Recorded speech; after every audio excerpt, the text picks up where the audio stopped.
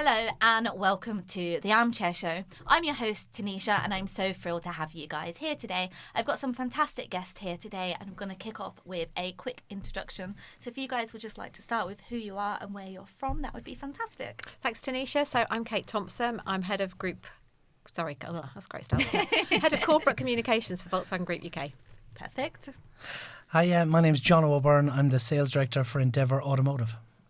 And hi, I'm Simon Bisp. I'm formerly head of sales for BYD, now head of customer experience as of yesterday. So congratulations. Congrats. Breaking news. That's right.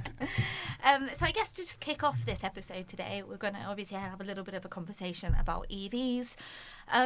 So to kickstart us, I guess, how has the shift towards electric vehicles changed when it comes to customer brand loyalty? Because we've got a lot of new EV brands on the market. So I guess that might be a good place for us to start. Yeah, so I think from Volkswagen Group's point of view, the one switch that we've seen really with the way that we communicate to customers around electric vehicles is trying to really normalise it. I think probably 5-10 years ago when it was really the very early adopters, we made out that the cars were like super space age, they were really different. And I think the advertising really reflected that. And I think as the times have changed and we're kind of shifting into that, moving towards mass adoption, we have to make it more normal for people. So we have to start just saying, this is just a car, it's just powered differently to what it was before. So really kind of taking everything that people knew, everything that people were familiar with petrol and diesel cars, and just kind of transferring that into electric vehicles as well. And I think just kind of normalising the conversation, the language that we use, making it simple for people to understand. I think that's kind of the switch that we're starting to see.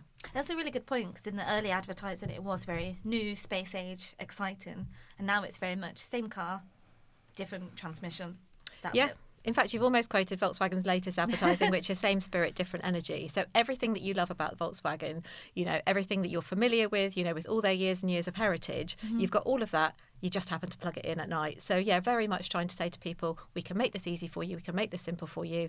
And it's, just supporting them through the transition, really. And from a dealer perspective, is that the same for you guys? I think it's got really, really difficult because we talk about loyalty and we thrive on loyalty. We want to make sure we look after our customers. But EV has thrown that out the window. I think if you see all the stats, that I think it's 50% of customers who own an EV will consider another brand without even hesitation. I think it's been great for the likes of Simon and new entrants coming to the market, because it means that they can really grab a share of that, and I'm sure you'll probably talk in depth to that. But it's a worry for dealers, because religiously, you talk to people who have always had Volkswagens, they've always had Volvos, they've always had certain makes, whereas EV has completely bucked that trend. So dealers are having to work much, much harder to maintain the customer base. Yeah, I think, as you say, it's been great. In fact, in the brand loyalty seems to have shifted slightly, but I'm not sure it's EV specifically. I think it's every time there's a significant change. So we saw it with SUV when SUV became a huge part of it. A lot of manufacturers bought excellent products to the market, and you could see customers were willing to move to brands maybe they wouldn't have done before. I think with EV, it's probably amplified because there's a tech consideration, and it's can those brands that I previously bought from, can they match it in terms of what the new entrants are bringing to the market? So, I mean, from our position in our retailer sales, I was previously Peugeot for 20 years, and loyalty was a huge part of it. It was a big percentage of our sales and for our retailers, and we haven't had that. But the numbers that we're selling for per retailer are equivalent to what any of my Peugeot sites would have done. So it's clear that customers are open to change and are considering things based on the merits of the product rather than their previous purchase. How have you seen customer preferences change in the last 3 years? Because we've already kind of highlighted that the marketing and how we talk about EVs has changed. But from the customer side of things, what changes have you seen in the last 3 years? I think we've certainly seen considerations changing. I mean, I started in the motor industry probably 25 years ago, and we were all talking about, torque and alloy wheels and this, that and the other. And I think gradually we've kind of seen the switch. And I know it's a bit of a cliche to say it's like a smartphone on wheels and that's where the vehicle's going to. But actually, I think people buying cars nowadays are far more interested about how it fits into their life, if they can get it on a monthly payment, if it's compatible with their smartphone, if there's upgrades and things that they can do to it. So I think some of the kind of petrol head considerations have maybe gone. So I don't know whether you're seeing that on the retail side Absolutely. as well. I think the tech is the big thing for me. Nowadays people want to come in and they want to have that connectivity. They want to have that Apple CarPlay, and I've just took delivery of a new car a couple of days ago in Volvo, and in the new XC90 you can add your apps to it, and even something that's so you wouldn't even think of this, but when my other half went shopping the other day, my daughter Bonnie said, "Dad, can we stay in the car and watch YouTube?" So you had a YouTube app and you just click on, and we sat there watching, I think it was Danny Go or one of these Frozen or whatever it might be. But it's great in that respect. Who'd have thought that 10 years ago, do you know what, you can watch YouTube in your car? Whereas that's where it's going now. And everyone makes good cars now. All the manufacturers have these long warranties. So back in the day, it used to be reliability was a big factor, and brand played a big part in that. Whereas now it's price. I think is probably the big thing, which is somewhere where BYD is really really grabbing that market share. I was only saying. To the guys a couple of minutes ago, I went back to Ireland a couple of weeks ago, and the amount of BYDs on the road is incredible. And my dad, he's 74 years of age, right? When I got an EV first for my partner, he was like, "No, don't know why you're doing that. Terrible." He actually said it's going to go on fire. I don't know where that came from, but now he said he wants to buy a BYD Seal. So the beautiful cars, price point is spot on, and I think now it's like that. It's attracting them in for all different reasons than what we've had.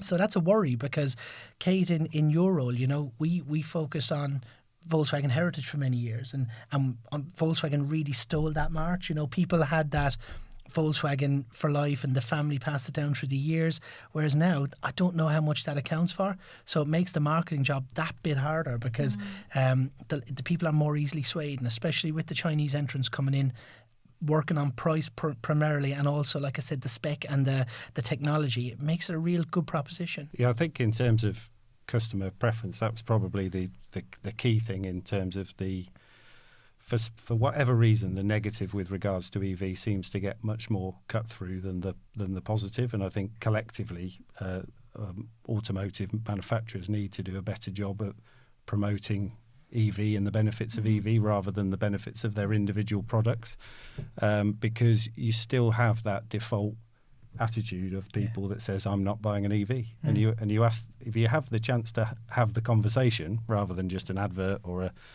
a digital post, then usually you can come back to a position where you allay the fears and really sell the benefits of it.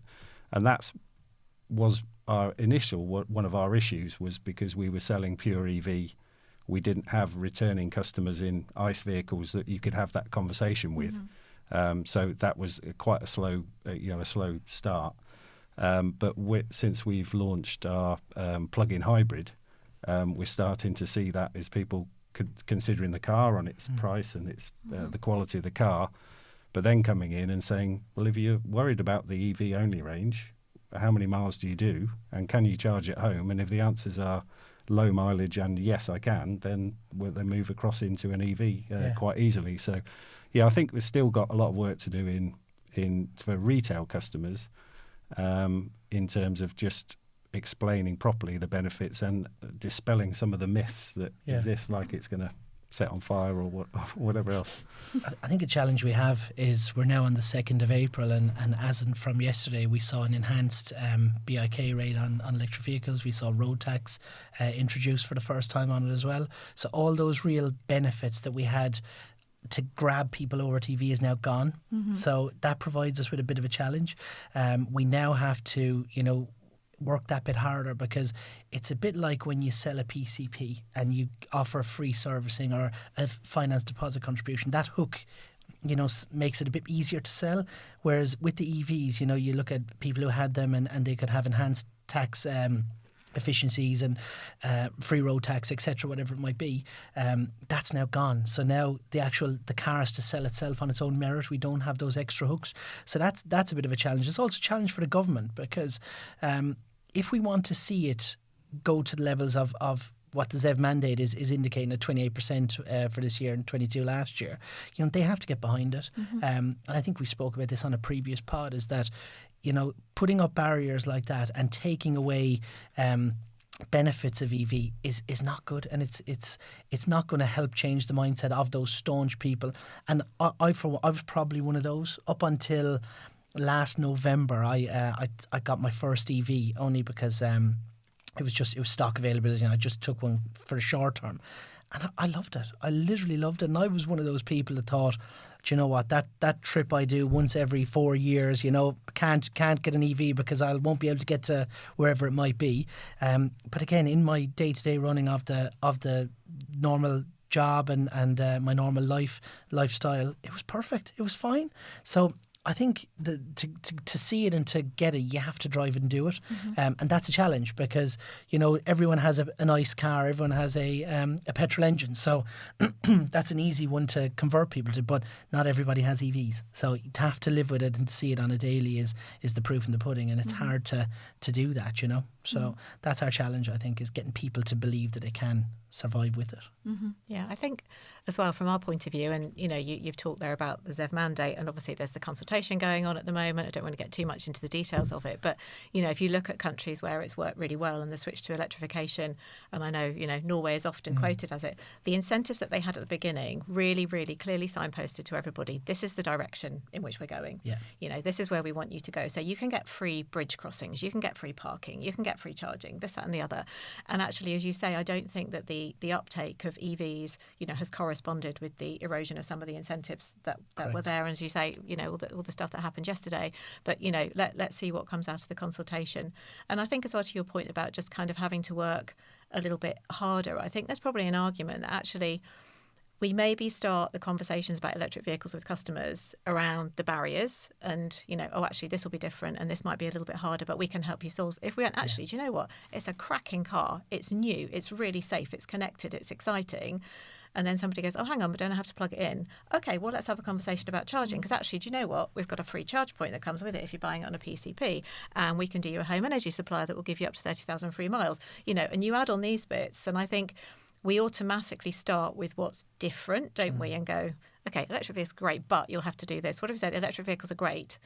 And then waited for the customer to come back to us with the questions. Yeah. I think, there is a reframing process that's kind of going on at the moment, isn't there? I think definitely. And the other challenge, what we were thinking, and just when you were talking about there, made me think that I was, we teach our teams all about the execs, the DC, or sorry, not all about the electrification, the DC, the AC, the kilowatts per hour, all these, new terms to them that if you're not living with it, you don't really get it. And until I made that change and got my home charger installed and was on my OMI app every day looking at my usage, I didn't relate to it. So I think you really do have to be in on it and get it to really talk about it with some knowledge, because the problem we have, like everything, if people have a knowledge gap or are uncertain about something, they'll tend not to talk about it because they don't want to put themselves in that position, and in all aspects of life. And I feel that the teams in the dealerships and wider afield, they have to have that knowledge, and to have the knowledge you have to experience it.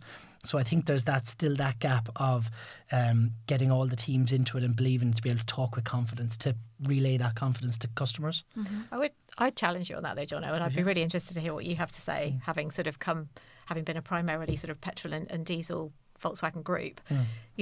We did a bit of an audit of our websites, kind of looking at myth busting and what we could do. And you kind of look on, here's a petrol car and it, you can get 4 people in it and you get your dog in it, and doesn't it look great? You went to the electric vehicle section and it started to explain to you the difference between AC/DC charging. Now, I'm not a physics expert, but nobody's ever told me how an ICE engine worked. Correct. Nobody said, oh, it's all about this. And I was like, because I didn't really need to know that. That wasn't the initial kind of consideration when I was starting to choose that vehicle. So actually, we've kind of done quite a lot of changes now there that just, like I said right at the very beginning, around just kind of normalising. So all the same decisions about how big does it need to be? where am I going to park it? What colour do I want it to be? How much will it cost to insure? Start with those questions that you'd have asked in the old days, so to speak. So I'm really interested from your point of view at BYD, having not kind of gone, oh gosh, we need to explain to customers this whole different philosophy. I don't think you always need to know about AC/DC charging. Really good point. It is. I think it is one of the barriers, as you said, is people don't like to go out shopping and feel like they're having to be educated or they don't know the answers. So I think it's a really good point. And we, as you rightly say, is when you get in an EV and you consider EV, you do spend a lot of time looking at the range that you didn't spend in your petrol car, looking at the fuel gauge and whether it was moving or not, and therefore, nothing has really changed in terms of the sales exec's job, if you like. Is basically understanding the customer's requirements and their usage and demonstrating that the product can meet it. I think that's as simple as it is. When it comes to making it as cost effective as possible, obviously a little bit of knowledge in terms of home charging and all that is great as well. But I think going back to the original point, we consider ourselves to be a tech company before an automotive company. So a lot of our presentation in the showroom is talking about the tech on the cars rather than the actual mechanics of how it moves and how it's powered, because we want to demonstrate that it's got more features than your average car or your previous car, and that it's going to help you in your life, not make it more complicated or more confusing or anything else. So I think that's a really important part of it, is that it's just considered as a natural progression. I was in one of our retailers and a customer came in and they said they wanted to look at the DMI, the CLU, and I just said to them, oh, would you not consider EV? And no, absolutely not. And then a little bit of conversation. It was mainly to do with the fact that they were concerned about the wiring in their house. So I said, well, when you speak to the charging company, they will do that assessment and they'll tell you if you need to upgrade. But ultimately, if you're only travelling less than 200 miles a week, it's absolutely the right choice for you. And within 5 minutes, it was, and that mindset had started to change. And I think that's a key part of it in terms of we focus on getting the customers into the showroom. Obviously, there's a big digital part of that journey and the website and the information, but there is no substitute in our mind for having the customers in front of you and having a proper conversation about their needs rather than trying to guess what it is that's going to trigger their purchase decision. It's bums on seats as well, isn't it? Once they get into it, I know Skoda this month have got running a big sort of electric test drive for the new Elrock and Enyaq models as well. And then there's a competition at the end of it of people. But again, it's just kind of say, just come and try it. Just come and have a go. And I know, obviously, if it's your first one, you're unlikely to have a charge point at home. But, go out and just have a play and find out what it is. And I think that's also a really good convincer as well, isn't it? Because it just sort of takes away that, is this going to feel different? Because actually, after about 10 miles, you go, it's just a really, really nice, smooth, fast car. I think Skoda have actually also done some research so that dogs prefer electric cars as well. Just a little fun fact for you there, because they're lovely and quiet and they're smooth and everything else. So yeah, good for dogs as well as everybody else. That is good, isn't it? I think what you're talking about there, Kate, is it does help us for retailers going forward to know that there is definitely still a place for retailers, because we often hear the online journey is people want to take that as opposed to the physical in store, but I think there's no place like it. And I think for retailers it's great to hear that customers still want and still need to come in, especially with EV, because there is those uncertainties they may have or questions, etc., that they want to see and have answered that you just can't literally do at home on a computer without testing it and seeing it. And bring the dogs in. It's great. Everyone loves the dog in a showroom. It's good. It's changed at the end of the day. I had a similar experience with my dad. So he's coming up to 90 years old. So he's been driving for 70 odd years plus.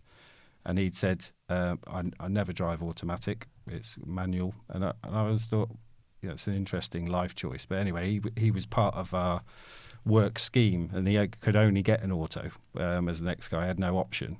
So he spent 5 minutes in my wife's car and came back and went, oh yeah, it's really good. So I don't know what he thought. It was almost the barrier was, I don't know how it works. And then you realise now, particularly with automatic transmission, you don't need to know how it works. It just works. And it's similar, when you get people into an EV for the first time and they go, oh, well, it's no different really from driving my automatic car. And that's one of the things that I'm really pleased about with our product, is that we talk about being accessible, and that's not necessarily a price thing. It's to do also with, you don't need a degree to be able to drive the cars. You just get in and drive them. So we do get some comments in terms of one pedal driving and all that type of thing, which we don't have. But that's a different driving skill that you need to learn. So I'm really pleased that our cars you can just sit in them and drive off. So you can watch YouTube if you want to. But the principle of A to B is really simple. I think that's a really important part of it. Does demographic play a part in it as well? So I was just thinking about your dad, and I think about my parents and their staunch views on, unwavering views that, no, I'm only doing it like this, whereas actually younger people of today are so much more influenced and could be swayed easier and less loyal and more open to change and things like that. So I think for marketeers, you look at the demographic and have to go, right, well, the older generation will prefer X, whereas the youthful generation, or the whatever, I always get mixed up with the Gen Zs, the millennials, I forget which one I even am, but will they be, so much more susceptible to, kind of movement, change, etc., whereas the older generation are very fixed mindset as opposed to the younger, But I think it's the same with anything, isn't it? It's knowing the audience and knowing what appeals to them. In fact, I went to an electric vehicle show back in October, and I was really surprised. Admittedly, I went on the Friday and it was running over the weekend, so it may have skewed the demographic. But the number of older people that were there, kind of maybe a bit younger than my parents' generation, but I would say older than me, that were there, because I think they're probably interested in going, well, actually, I've probably got, this sounds awful, but maybe like one more car in my lifetime. So actually, I'm going to make a good choice. My father-in-law has got, he went for a Golf hybrid, because I think he wanted to make that difference. They do a lot of driving around town.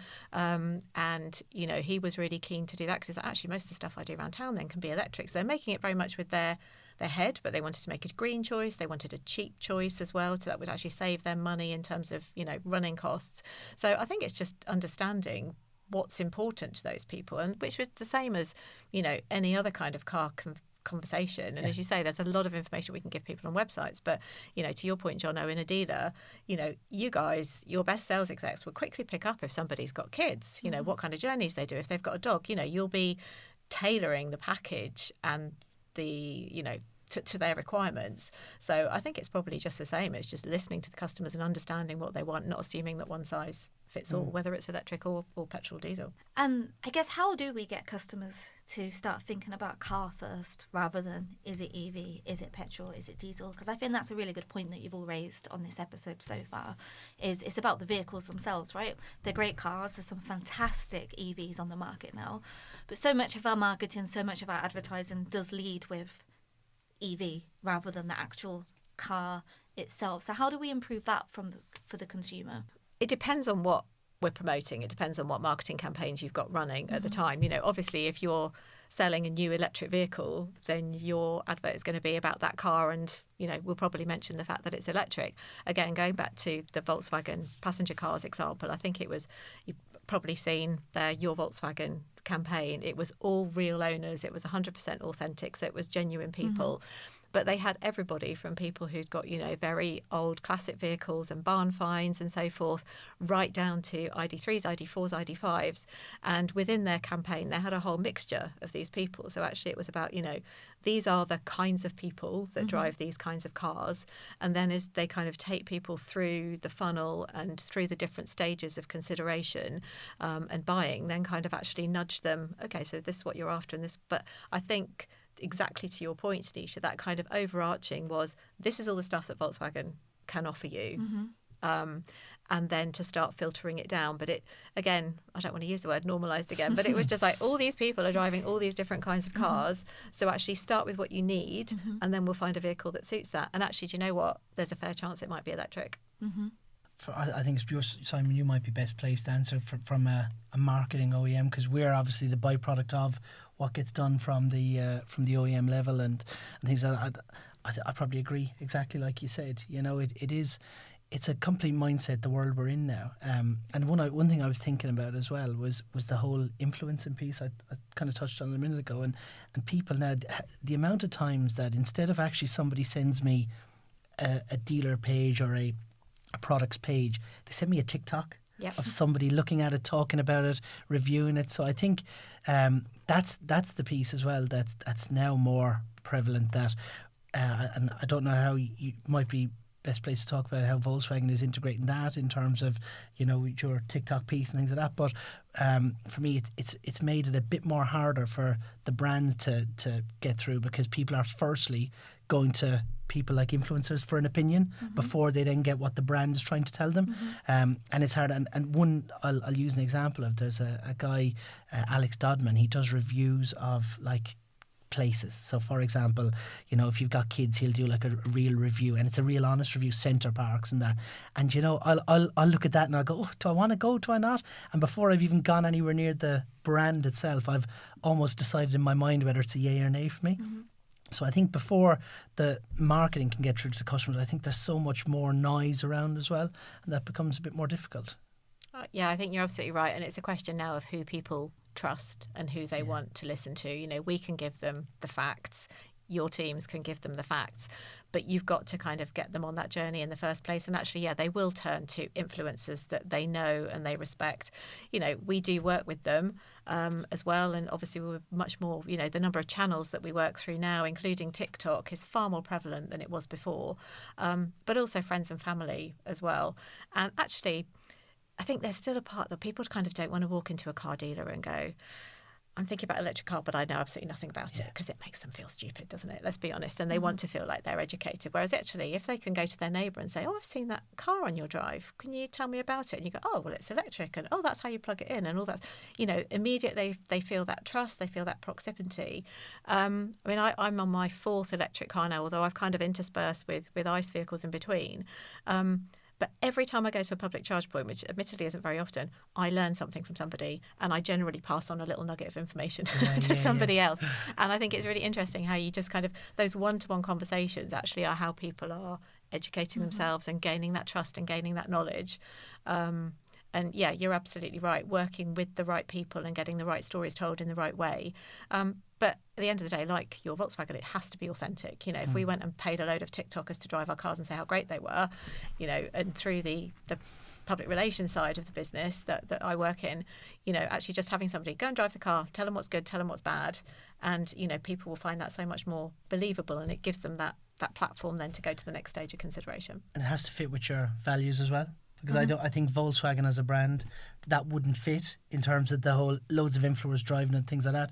Like you said, the Your Wagon campaign was really authentic and believable. Whereas I think somewhere like BYD, you have the power to do something a bit different, and you know, and go to approach it from a different angle.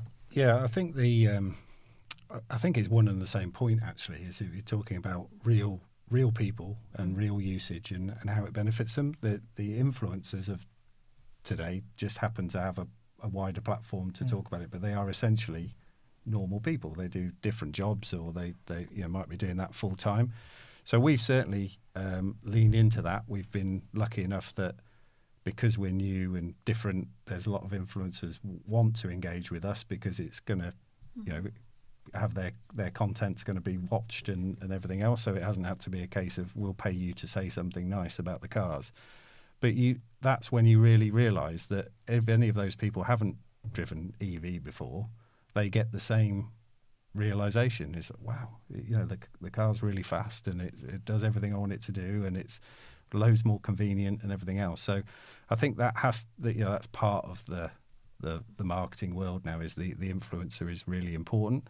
But I still think, you know, unless what we're trying to do is still keep it natural and relevant in terms of not just pay a lot of famous people to do things. One of the examples, it came out of our sponsorship of the Euros, but Carl Walker took a seal and really liked it and wanted to keep driving it, and obviously there was a lot of people that he'd never buy that. He's got lots of other cars that he could buy, but that was his first EV, and Man City had just had chargers fitted at the training ground, so it was like a just a complete change. And so for him, it was exactly the same as experience as anybody else going to an EV. So I think it's definitely got its place, and that getting customers in, experiencing the cars and realising that they do fit in with their life and can actually improve the driving experience, I think is the most important thing that we can all do, really.